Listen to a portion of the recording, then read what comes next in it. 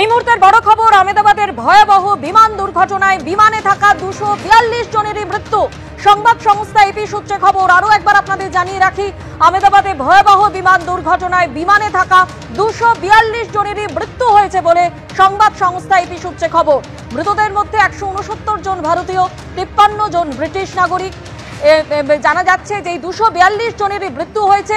Take অফের পরেই ভেঙে পড়ে এয়ার ইন্ডিয়ার বোয়িং ড্রিমলাইনার 787। সিভিল হাসপাতালের হস্টেলের উপর ভেঙে পড়ে লন্ডনগামী বিমান এবং এই সিভিল হাসপাতালে 7 চিকিৎসকেরও মৃত্যু হয়েছে।